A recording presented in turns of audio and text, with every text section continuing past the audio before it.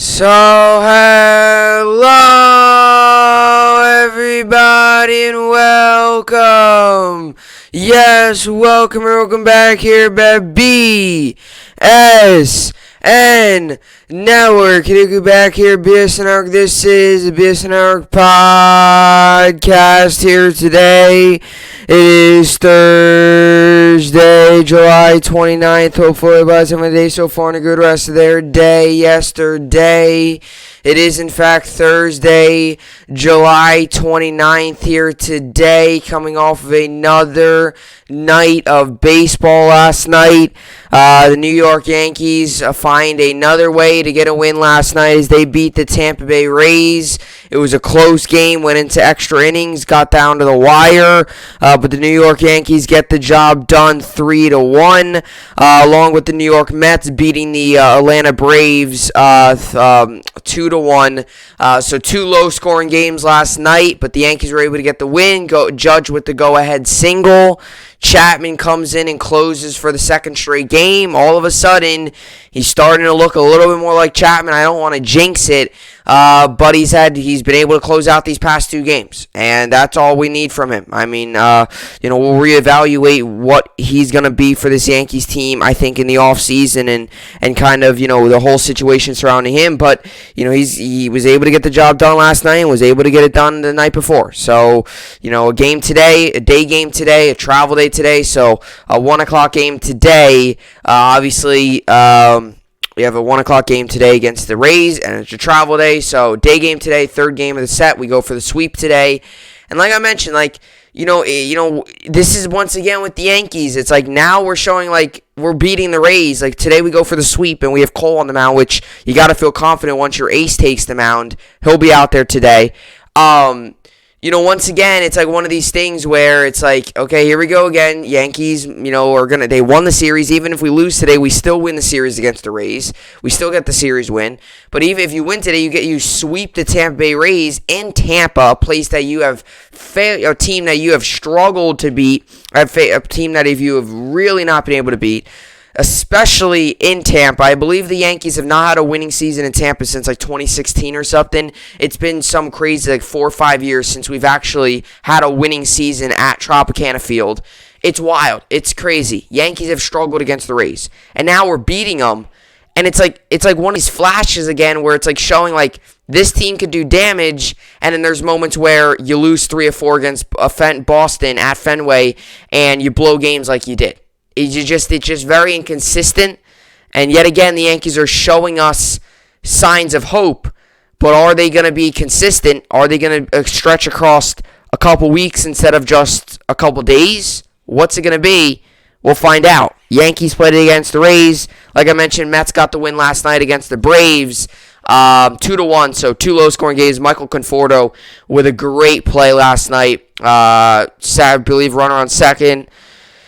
Nice hit to right field. Michael Conforto got up throwing, threw an absolute bullet to home plate, and it was a great throw, great all-around play. Mets were able to secure the win, so they move to 54 and 46 on the season, and they play today at noon Eastern against the Braves. Wrap up that long series that started on Monday. 5 games across 4 days, very long series there, and now they will play today. And, and then the Yankees as well play today against the Rays. Quick turnaround after a later game last night with the 10 innings. Quick turnaround for a day game today. Got to come ready to play. All right, so with that being said, the Yankees made a big splash yesterday by trading for Joey Gallo. So, yes, you have heard that right. The New York Yankees have traded for Joey Gallo. It's a big move. I mean, this is a very, very big move for the New York Yankees. This is arguably one of the bigger names out there on the trade deadline market, along with Max Scherzer, along with guys like Starling Marte, along with guys like Max Scherzer, Joey Gallo, Marte already got traded.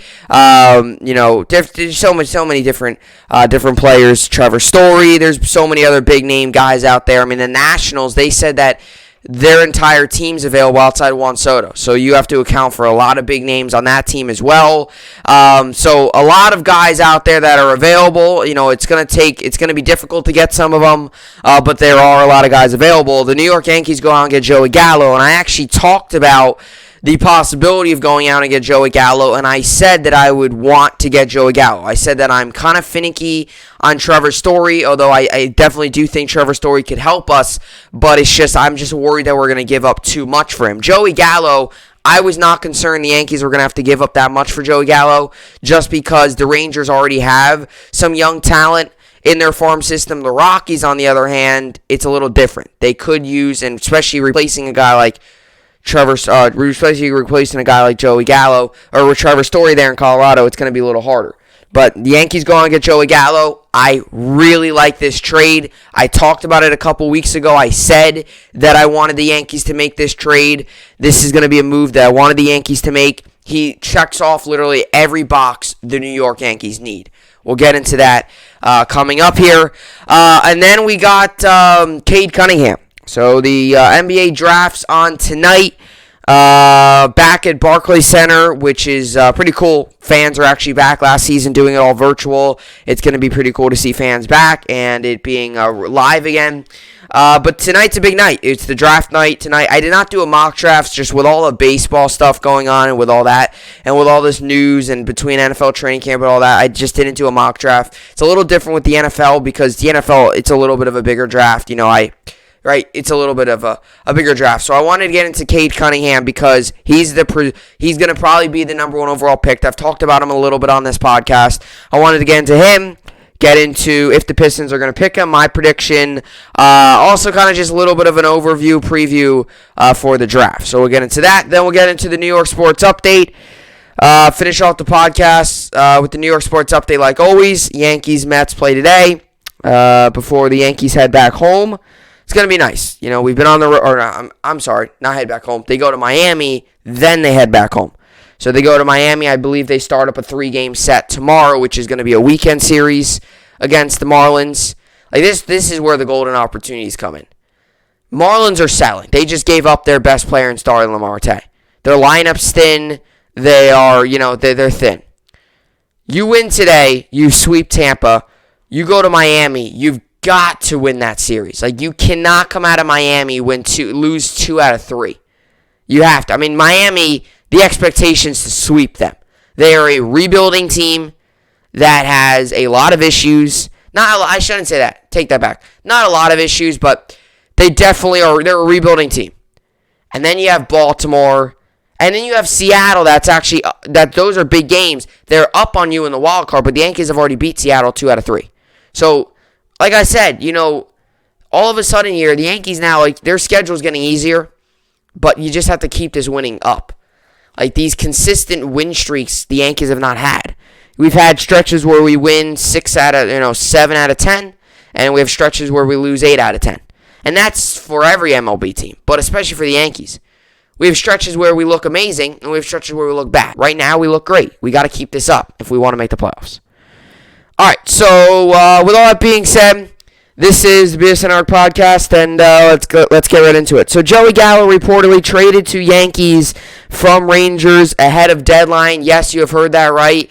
The New York Yankees make a big splash in the trade market as they go out and get left-handed slugger from the New York Rangers, the Texas Rangers, Joey Gallo. Obviously, the Yankees last night winning 3-1 against the Tampa Bay Rays, like I mentioned earlier. Today they go for the sweep.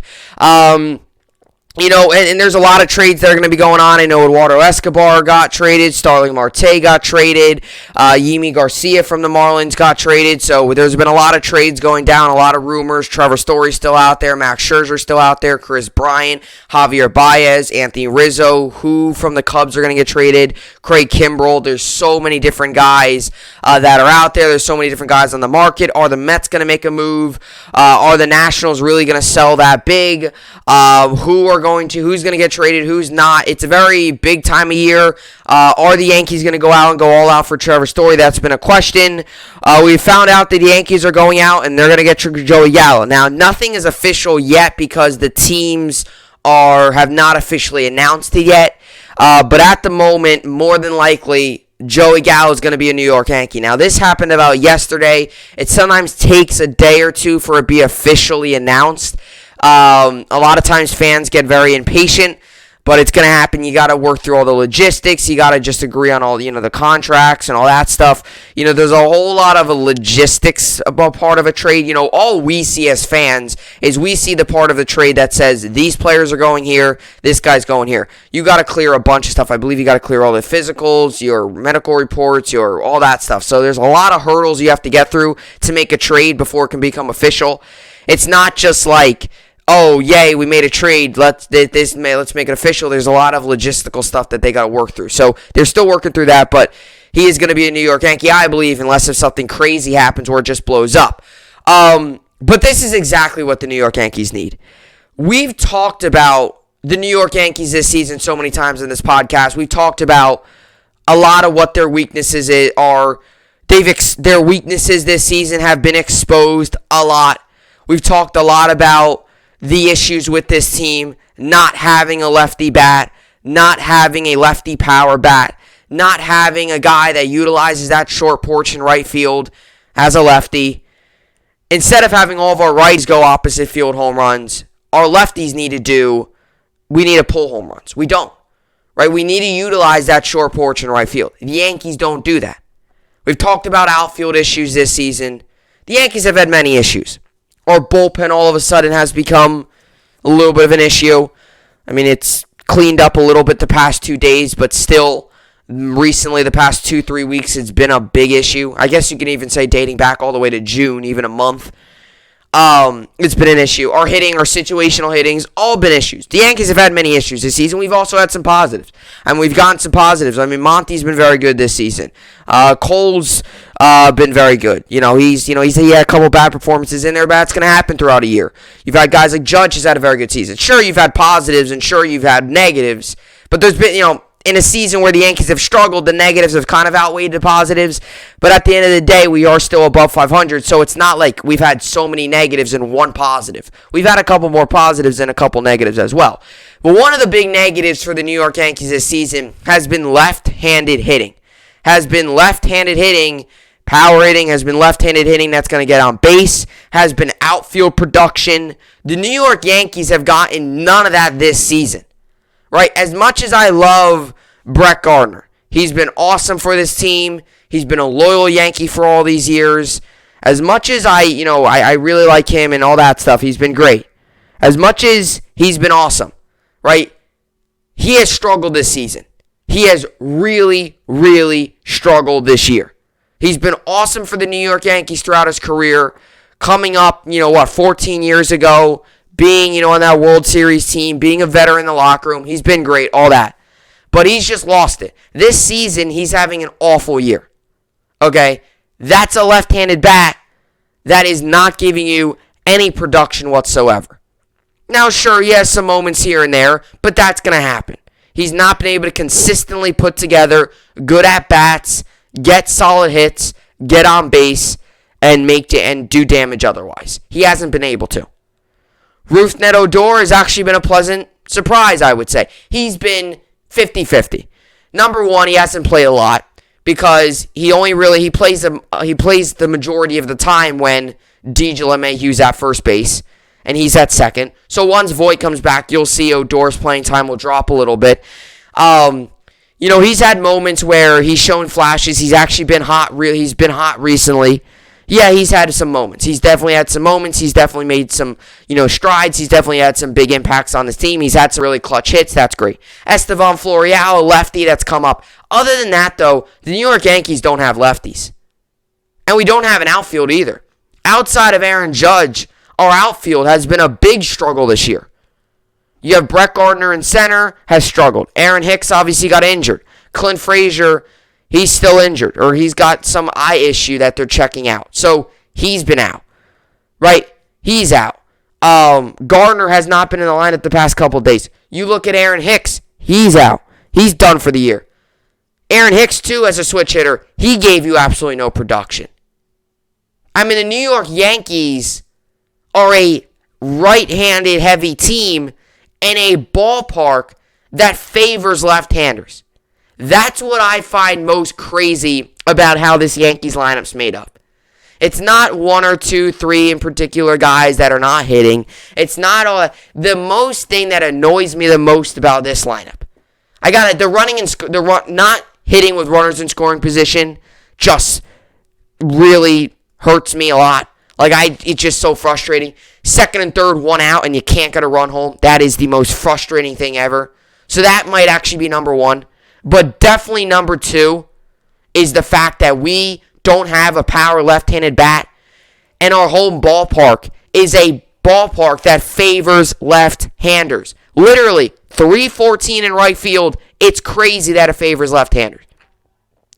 We have one of the most favorable ballparks for left-handers, and yet the New York Yankees don't have any left-handers that can give you that much production. And I mean, yeah, sure, we've got one or two, but I would love to see a lot more in this lineup. I would love to see a guy come in here and hit for power down that right field line. That's what Joey Gallo is going to do for the New York Yankees. A big struggle this season has been the outfield production, has been the left-handed bat, has been defensively in the outfield. Our defense in the outfield hasn't been bad, but Joey Gallo was a Gold Glove last season. He won the Gold Glove Award, which means, I believe, Gold Glove Awards are the best at his position. I think Platinum Glove Awards the best overall, I think, something like that. I'm not sure, but he was a Gold Glove Award winner. So he does it defensively. He's a power hitter. He's going to utilize that short porch in right field. And actually, if you go on Joey Gallo's spray chart and you go to Texas Ranger Stadium, right? Their stadium, it's the new one, Globe Life Field. It's actually a really nice ballpark. You look at his spray chart and you look at the balls out there that would be just regular flyouts at Ranger Stadium, and then you switch to the Yankee Stadium. A lot of those outs, there's about 20 outs that have been hit this season at Globe Life Park that would be Globe Life Field rather, that would be home runs at Yankee Stadium. So you're talking about, if he's played at Yankee Stadium this entire season, you're talking about 20 more home runs for Joey Gallo. That's how crazy it is. That's how much he is going to help the New York Yankees in terms of power hitting, defense. Yes, he's going to strike out. He's going to strike out a lot, but his on-base percentage is really high. He walks a lot. He doesn't swing at that much junk. He forces a lot of deep counts, which is the one concern when the rumors popped up, is he does strike out a lot. Yankee fans are going to have to get used to that. He's a home run strikeout type guy, but he walks a lot, which makes up for it. His on-base percentage is very high. So, yes, he'll strike out a lot and stuff like that, but he's going to get on base, is what I'm trying to say. He's going to get on base. It's not like he's home run or strike out. No, he's home run. He's a big home run hitter, but he's going to get on base. He's going to draw walks. He's not going to swing at much junk. He's going to swing at pitches in the zone. He's going to force deep counts. There's a lot more positives to this deal than negatives. Sure, there's negatives, but there's a lot more positives. And he checks off exactly what the Yankees need. And there was some fan the other day that I was watching, somebody on YouTube, and they were talking about the Joey Gallo trade. And they said that this is exactly what the New York Yankees don't need. I'm just so confused. How is this not what the Yankees don't need? He said this is exactly what the Yankees already have. Hold on a second. Yankees have a power left-handed bat. Yankees have a really good... The Yankees this season have been thin in the outfield. The Yankees have a reliable outfielder outside of Judge. Guy that can get on base a lot. Really? The Yankees already have all this. The Yankees already have a left-handed power bat. That's what I heard from a person on YouTube, which I strongly disagree with. I wanted to make that point, because that's not true. The Yankees don't have a left-handed bat. We have a couple, and Odor's been hot recently, but we need more consistency from the left-handed side. We've needed a left-handed bat. It's just wild how much we've needed one. And now we finally get one. He could play defense. He's a left-handed bat. He could also DH, but it'll probably be defense. That's another thing I really like about it is, this is a guy, too, that he's going to do it with defense. if his bat's quiet, well, he's going to make a play on defense. That's how it was last season, because he actually struggled last season at the plate. He batted. He not had a good year. Not trying to back him up, but I've mentioned this with a lot of players. The weird 60-game season last year, it's just super odd. There's a lot of guys that Ronald Acuna had a down year last year. That's when you know it's a weird year. It was a super weird year, 60-game season. I'm not just saying this because Joey Gallo. I said the same thing yesterday, yesterday I was talking about Max Scherzer. He had a down year last year. Well, yeah, 60-game season. So he had a down year last year hitting. He did not have a great year hitting, but he won the Gold Glove. So he realized, I'm not hitting well. I got to step up. I got to make plays. So even if he's not hitting, he's going to make plays defensively. He's going to do his best to help the team on both ends of the baseball, offensively and defensively. He's an all-star. He was in the home run derby, 2-time all-star, has been in the league here for a little bit, a veteran, a guy that wants to win. He's been with a struggling Texas Rangers team. I think he's hungry for winning. I think he ultimately wants to come to a team and try their best to win. I do think he wants to play for something in Texas Rangers right now with them struggling. They're not playing for much. The Yankees are getting a guy that's going to be a left-handed power bat in your lineup. He's going to get on base. He's going to draw walks. And he's going to make plays defensively. I really like this trade by the New York Yankees, and I think this shows that the New York Yankees aren't giving up on the season yet, and we're trying our best to get to the playoffs. And once we get there, hopefully, you got to hope that Gallo is one of those guys that steps up and is a big contributor. So this is showing that, hey, the Yankees, they're not giving up yet. They still got, they're not giving up yet. They're still trying their best to compete and win ball games. So, a lot has been answered with this trade. Alrighty, so Joey Gallo reportedly traded to Yankees from Rangers ahead of deadline. Joey Gallo has a new home. The New York Yankees are reportedly finalizing a trade to land the former Texas Rangers slugger, according to Levi Weaver of The Athletic. According to Jeff Passan of ESPN, Texas will receive shortstop Josh Smith, New York's number 14 prospect per MLB.com. Second baseman, Ezekiel Duran, number 15 ranked prospect. Second baseman / outfielder Trevor Halver, number 23rd prospect, and right-handed pitcher Glenn Otto, number 28. As part of the return package, Passan noted there are more players involved. John Heyman of MLB Network noted the Yankees would also get left-handed pitcher Joely Rodriguez.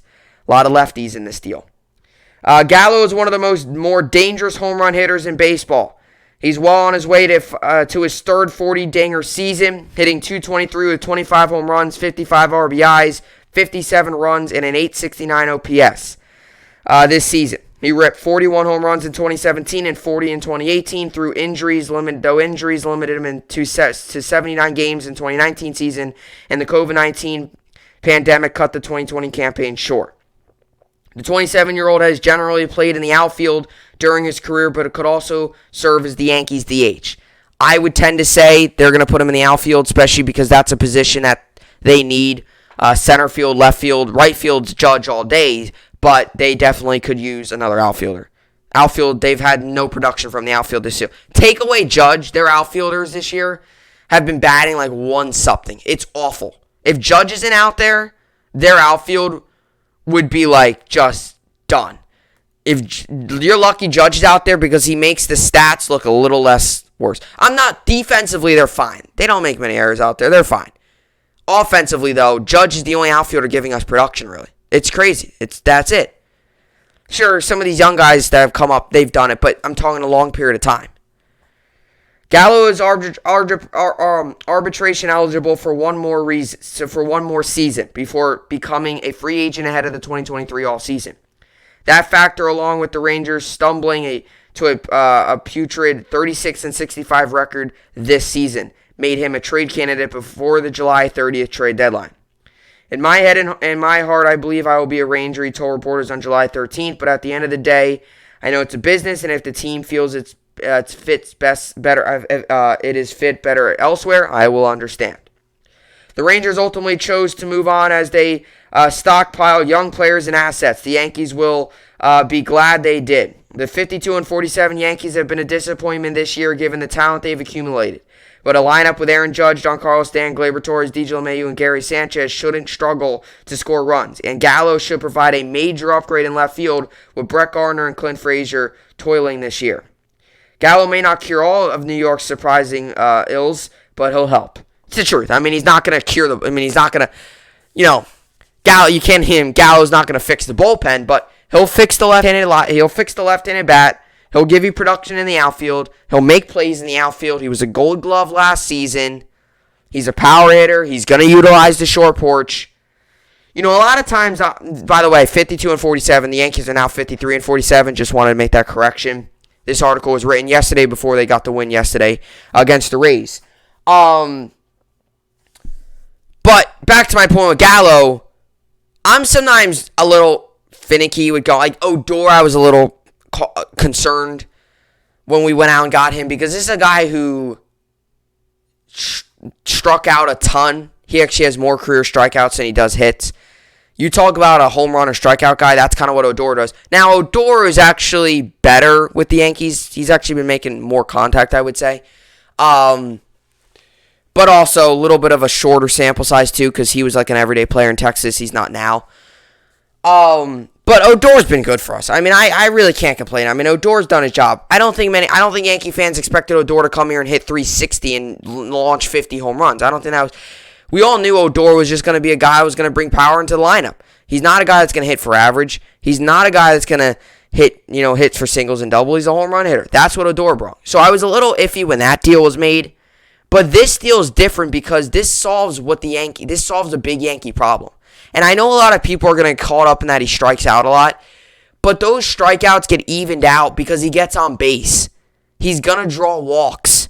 Right? This not like this is a guy who's got terrible plate discipline and swings at everything. No.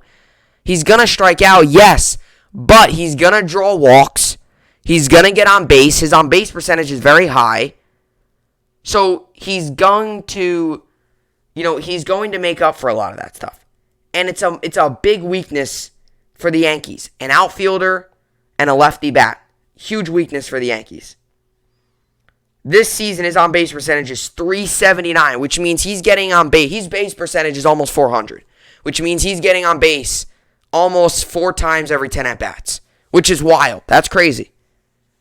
His OPS, his on-base percentage, I can't find where it ranks in the league. He's got a career .336 on-base percentage. So he gets on base. Even last season, where last season he struggled. He only batted .181. Last season, his on-base percentage was still .301, though. So he still got on base a ton. He's a career .211 hitter, .336 on-base percentage, right? He's not a guy that's going to hit for average, but he's a guy that's going to get on base.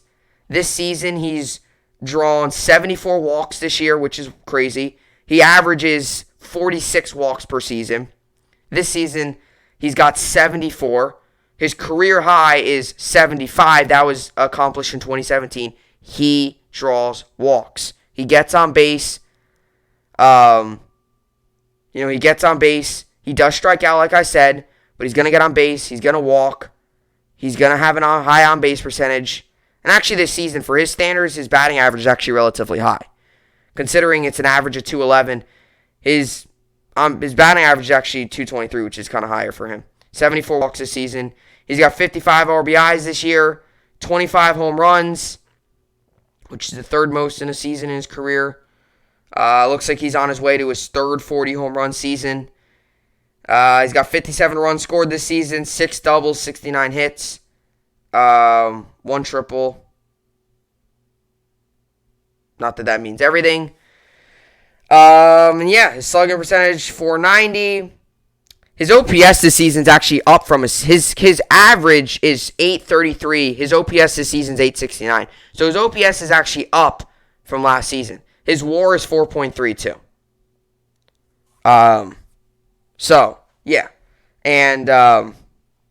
You just look at some of these other, this season he's got 388 plate appearances. Guy who's had 2,173 plate appearances.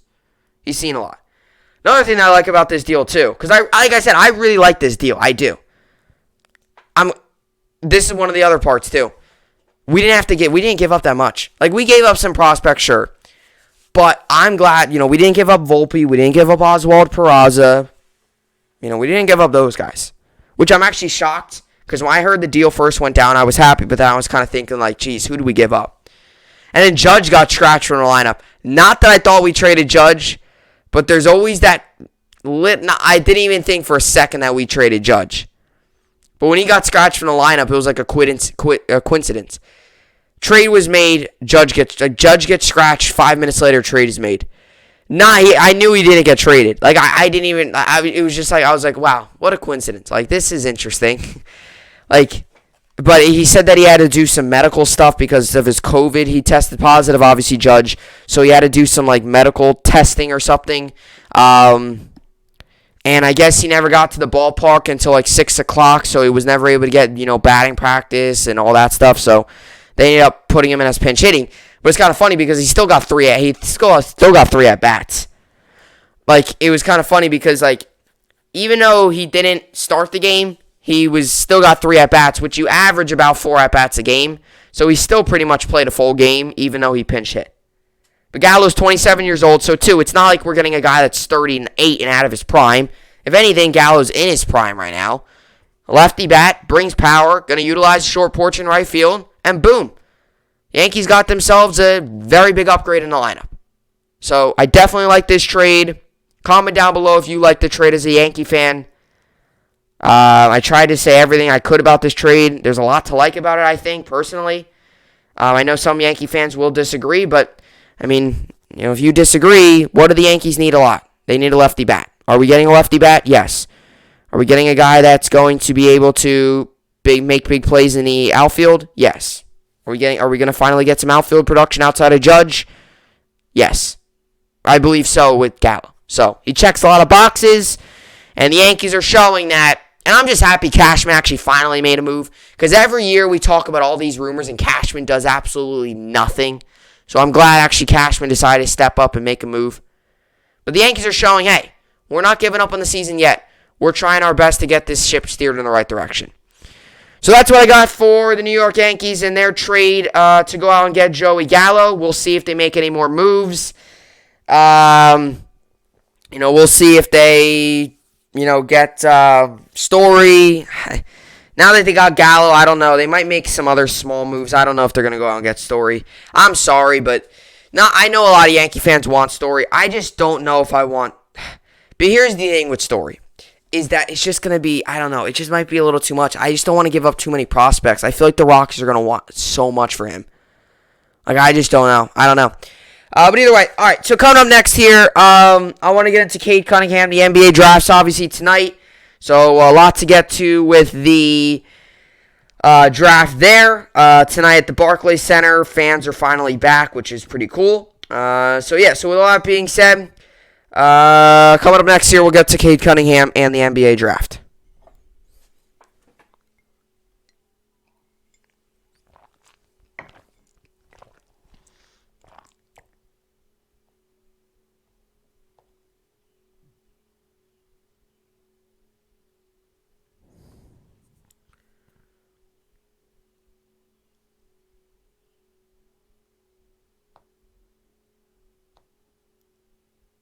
Alrighty, so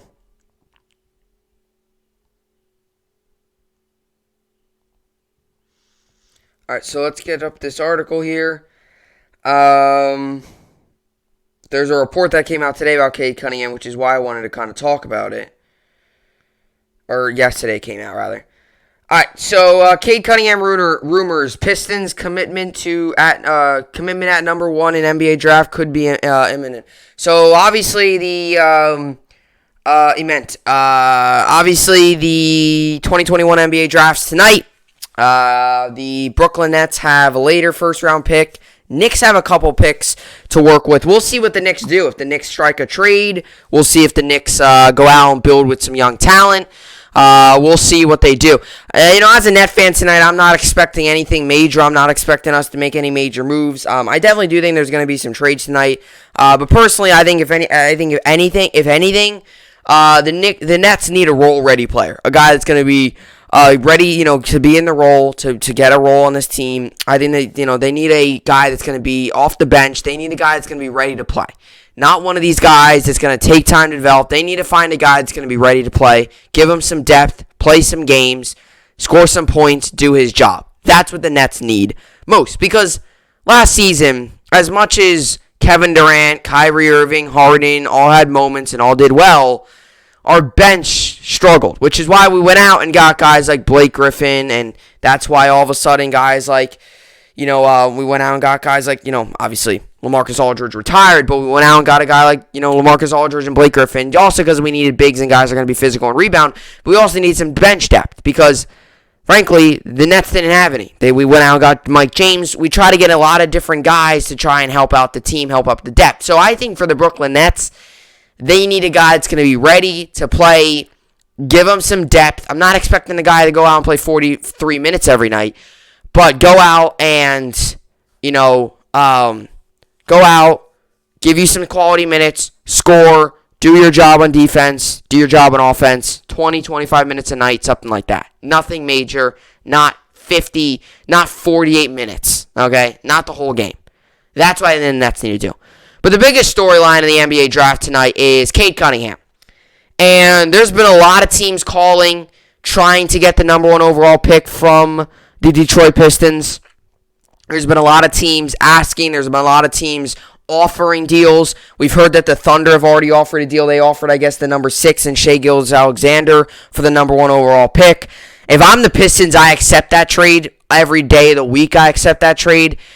You get Shai Gilgeous-Alexander, a young star, and you get the number 6 overall pick. You get a young star, and you get another young star with that number 6 overall pick. But the Pistons seem to be very, very solidified in that number 1 pick that they're going to take Cade Cunningham. And they seem very confident. They seem very like they're cemented into the pick that they're not trading. There's been a lot of teams that have been offering deals. Rockets have tried to move up. Cavs have tried to move up. Thunder have tried to move up. Pistons have kind of done the same thing that a lot of people expected them to do. It's going to take a whole load of an offer for them to accept it. They look like they're going to stay number 1, and it looks like they're going to be taking Cade Cunningham out of Oklahoma State. Obviously, Cade Cunningham, who had a big year last year for Oklahoma State, a guy who has a really bright future, a really good guard, a guy who can do a lot of stuff on both ends of the floor. He can dish out, he can play make, he can shoot, he can do a lot of different things. Obviously, a guy, too, with Oklahoma State where he didn't come from a huge basketball program. It's not like he come from a Kentucky or a Duke or even like a Gonzaga. He came from Oklahoma State.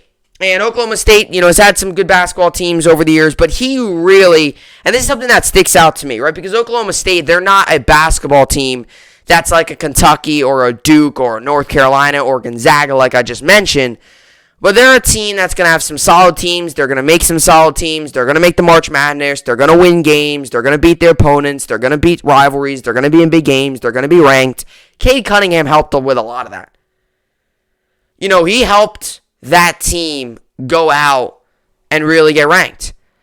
Because at the beginning of the season, Oklahoma State, going into the year with Cade Cunningham, you knew they were going to have a solid team.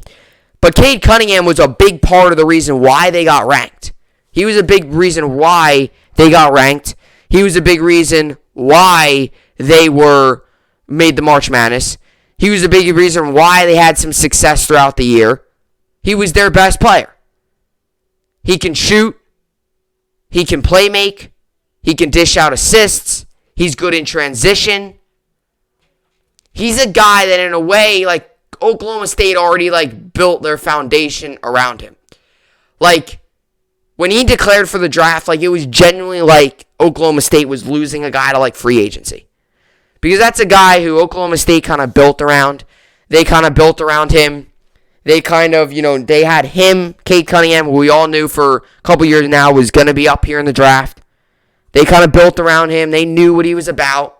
They built around what his game works with. And sure enough, now he's going to be the number 1 overall pick. Now the Pistons, obviously a team coming off of a terrible year, they win the draft lottery. They're in an interesting situation. Because they've got some talent. Not much, though. They've got a little bit of talent. They got a guy, Jeremy Grant, who had a big year. I don't really know what they're. I don't really know what his whole future is with the team. I don't know if they completely decide to just tear this whole thing up.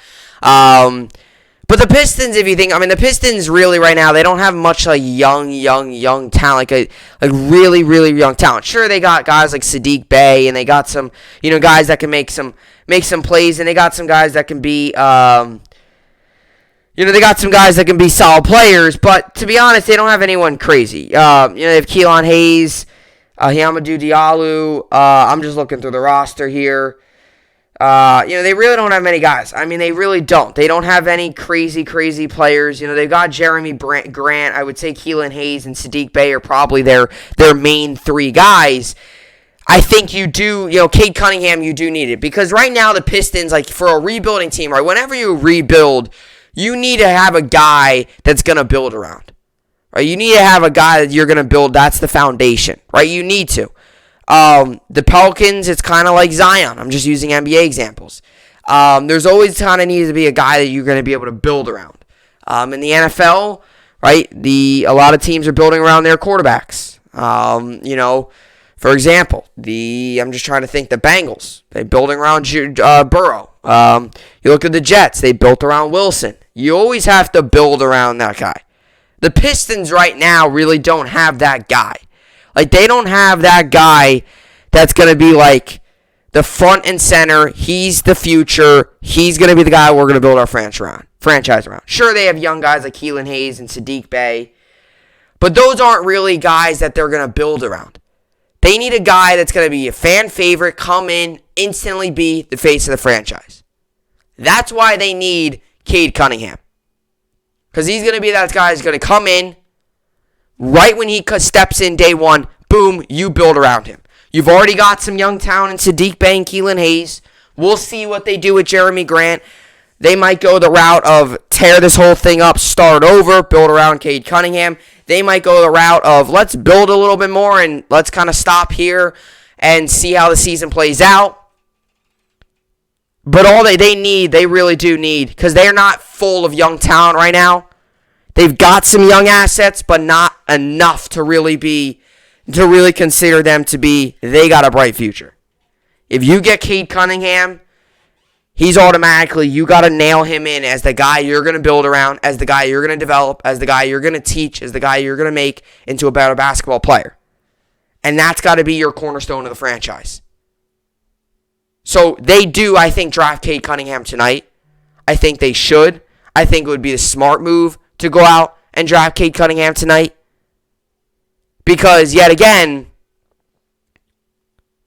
right, this is a Pistons team that's coming off of a very bad year. They could use a scorer. They could use a guy that's going to be able to shoot. They could use a guy that's going to be able to dish out assists, be able to, really make plays. Because right now, they don't have that one guy, that one young player that everyone's looking at. It's like, that's the corner of the franchise. They don't have that yet. But they'll be able to get that in Cade Cunningham. And I don't think they're trading either.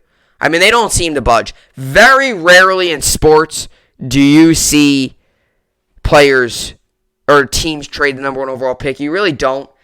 It kind of stinks, though, because it would make things really interesting. So much more interesting. If you see that, if that happens. By the way, his three-point percentage was 40%. His field goal percentage was 43.8. And he has a average 20.1 points per game last year. So he did his job. Helped out Oklahoma State a lot. He's a freshman too. So he's young. He's young. It's going to take time to develop him. He's only played 1 year in college. He's young. He's got a lot of time to learn. But if you're the Pistons, you got to draft him day one. He's your cornerstone of the franchise. He's the guy you're going to have to build around. Like I said, I don't know if they're going to kind of build around him, his strengths, his weaknesses, what they're going to do. Jeremy Grant, I guess you could definitely say, is probably the best player on that team right now. But you do have some young guys in Keelan Hayes and Saddiq Bey. So let's read this quick article here. Cade Cunningham rumors Pistons commitment at number one in NBA draft could be intimate. Alrighty. The Detroit Pistons reported they may be closing on finalizing their decision to select Oklahoma State guard Cade Cunningham with the number one overall pick in the 2021 NBA draft. According to ESPN's Jonathan Giovanni,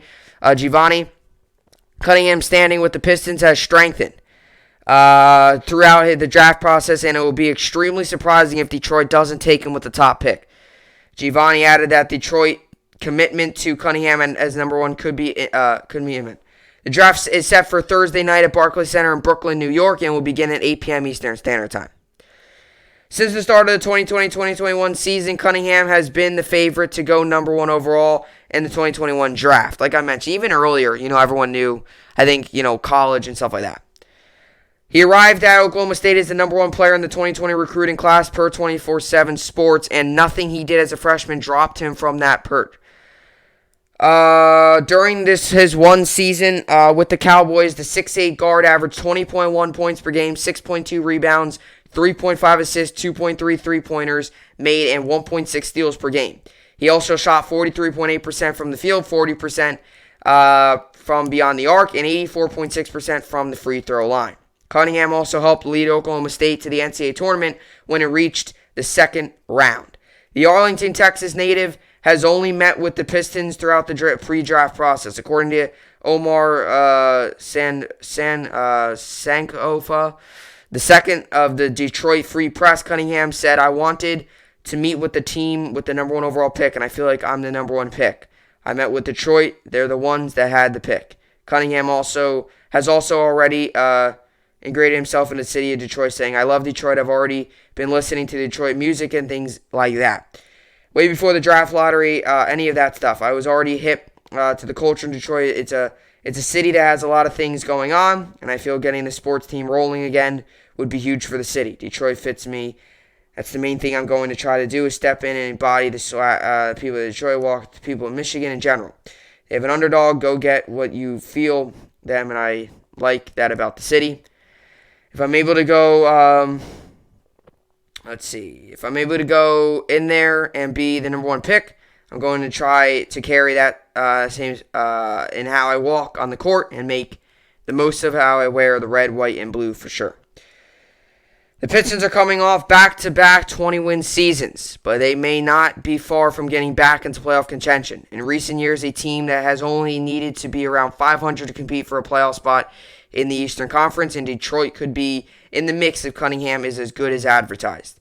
The Pistons already have some quality holdovers, including Jeremy Grant, coming off a career year, and rising stars Sadiq Bey, Amadou Alou, Isaiah Stewart, Keelan Hayes, and Sioku Dumbowa. So, like I said, they do got some young talent. It's just a matter of how much of that young talent's going to stay, how much of it's really going to, fit with Cade Cunningham. That's kind of really the question.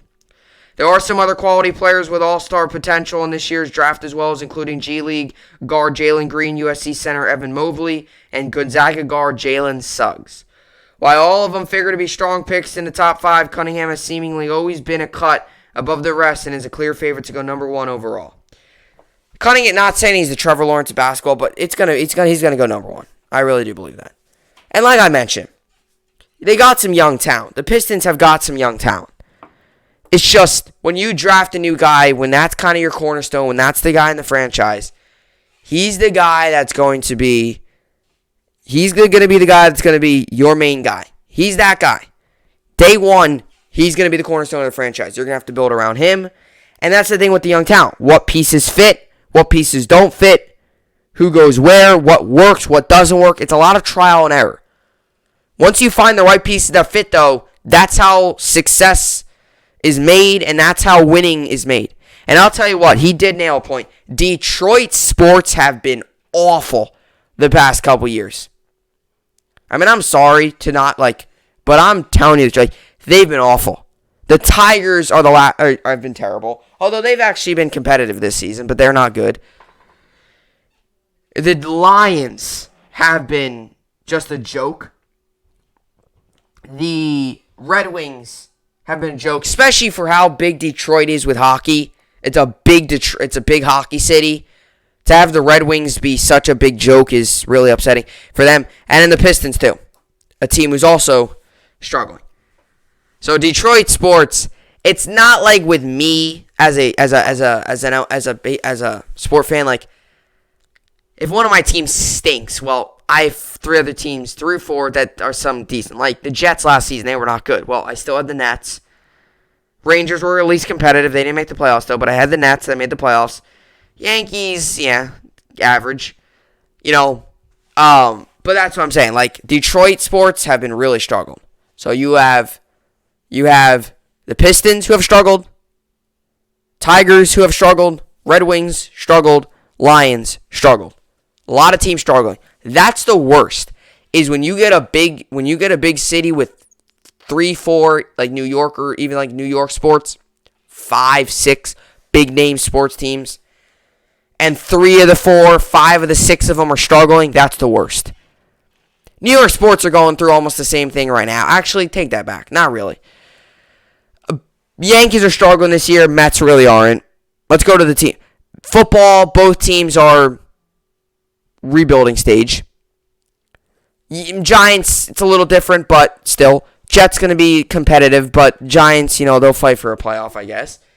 You go to the hockey, Rangers, I think they should be making the playoffs soon. Islanders, very good. In terms of championships, New York sports have not been able to deliver. But in terms of Detroit, that's what stinks. Is when you have like a big city with, like, if California, for example, like if let's just say all the teams were bad, that would be really bad. Like Los Angeles sports, right now they're going through a great, like Tampa Bay. Actually, they're going through great. They're great right now. You got the Rays, you got the Buccaneers. You got the Lightning. Just won back-to-back. Buccaneers won a Super Bowl. Rays made the World Series last season. They're having another good year this year. So sports cities go through that. Like even Los Angeles too. If you're a Rams, Lakers, Dodgers, who am I missing? Kings fan, LA Kings hockey team. You're going through pretty good because Lakers won the championship last season. You have Dodgers won the championship last season. Rams, if you're a Rams fan, you got to feel pretty hyped, although I don't really believe all this Matthew Stafford stuff. But if you're a Rams fan, they seem to be buying in, and the Kings are in a rebuild. Tampa Bay sports right now are the best because Rays are having a good year. Bucks just won the Super Bowl. Lightning just won back-to-back Stanley Cups. They don't have a basketball team. Florida does, but you got to either root for Orlando Magic. Probably you'll be Orlando Magic. Let's say that you're an Orlando Magic fan, so that's a rebuild. If you're Miami Heat, that's eh. So your 3 teams for hockey, baseball, basketball are the big ones. But there's definitely some big sports cities out there. Like Cleveland, they're struggling. Like when LeBron was with the Cavs, they were good. But Browns are, supposed to be good. The Guardians, rather. The Indians, now they don't have their name anymore. They changed their name to the Guardians. I guess that's decent. I guess they're all right. They've always been able to keep their head above water, but they're in a rebuild stage as well. You go to Boston sports. I'm just naming a ton now. You go to Boston sports. They're like average because you have the Red Sox, Bruins, Celtics are good.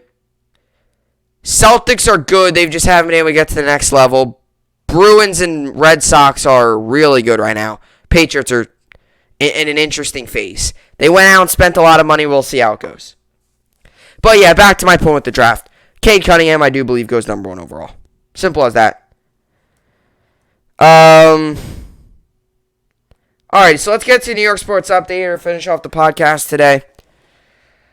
Alright, so today we got yesterday the Angels won, Dodgers won, Reds won, Royals won, Diamondbacks won, Orioles won, Brewers won, Red Sox won, Astros won, Cheaters won, A's won, Tigers won, Blue Jays won, Indians won. By the way, yesterday was the first time in MLB history, I think, where the Twins had hit 7 home runs yesterday, and they still lost.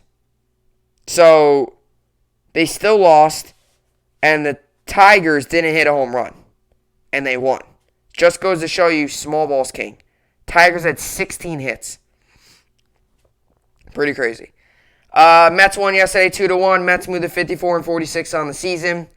And the Yankees won yesterday 3-1. They win in extra innings. The Yankees moved to 53-47 on the season. Another big star from Nestor Cortez. He's been like a hidden weapon for the Yankees this season. Alrighty, as for games today, we got the Nationals, Phillies. I'll give Phillies the win. White Sox, Royals, give White Sox the win. Reds, Cubs, give Reds the win. Phillies, Nationals win in the second game. Dodgers, Giants, I'll give Dodgers the win. Brewers, Pirates, give Brewers the win. Blue Jays, Red Sox, give Blue Jays the win. Tigers, Orioles, give Tigers the win. Angels, A's, give Angels the win. Padres, Rockies, give Padres the win. Actually, A's the win for that. And then today we got the Mets and the Braves. Mets come in this game 54-46. Braves come in this game 50-52. This game comes on today, 12:10 p.m. Eastern Time on LB Network. You can also find this game on SNY. Braves got Drew Smyly on the mound. He's 7-3 with a 4.30 ERA. And the Mets got Taijuan Walker on the mound. He's 7-4 with a 3.44 ERA. The over-under for this game is 8.5. 56% of people think the Mets will win. I'll give the Mets the win. As for the Yankees and the Rays, Yankees come in this game 53-47. Rays come in this game 60-42. Yankees go for the sweep. This game comes on today, 1:10 p.m. Eastern Time. You can find this game on Bally Sports, and you can find this game on Picks. Yankees got Garrett Cole on the mound. He's 10-5 with a 2.74 ERA, and the Rays got Patino on the mound. He's 1-2 with a 5.26 ERA. Over/under is 7.5. 75% of people think the Yankees will win. Give me the Yankees. Give me the Yankees. Go for the sweep. And then we had the Miami for a 3-game set against the Marlins. Gotta hope that they do well there as well. Alrighty, as for fantasy baseball, I'm currently losing 196-118. Today I've got going Will Smith, Matt Olson, Gene Segura, Austin Riley, Marcus Semien, Jake Cronenworth, Josh Harrison, Whit Merrifield, Austin Meadows, Manuel Margot, and Avisail Garcia. And other than that, that's it. No injury updates either. We had an injury update on Voit. That was yesterday, though, but no other injury updates otherwise. So that's that. So hopefully things start to clear up a little bit. Oh, by the way, I've got Garrett Cole and Joe Musgrove on the mound today. So today's my day to make a comeback. I need pitching. I need starting pitching badly. I've been trying to get it off of waivers, but everyone else is just quicker. They all get the pitchers before me. So I need to get pitching. I was going to go on yesterday and pick up a pitcher, but I couldn't pick up a pitcher. So I couldn't pick up a pitcher yesterday because everyone else had him. There was nobody out there. And today I looked at I had 2 pitchers, so I'm just going to roll with the 2 pitchers I got going today and hope that works. So it's been a very interesting, to say the least, in fantasy baseball. It's been fun, but it's just pitching and handling all that. It's just a little annoying because if you got to try to go out and get a guy on waivers, it just doesn't work out, So anyway, that's what I got for the podcast here today. Hopefully you all enjoyed it. Another good podcast in the books. Tomorrow we'll wrap up the week with another podcast tomorrow. Hopefully by tomorrow Zach Wilson signed. I mean, is this a joke? Jets ownership, figure this out. I mean, come on. Let's get this guy into camp. All right? All right. So with all that will do it for the podcast here today. Hopefully you all enjoyed it. I will see you all back here tomorrow. Hope you enjoyed it, and thanks for watching.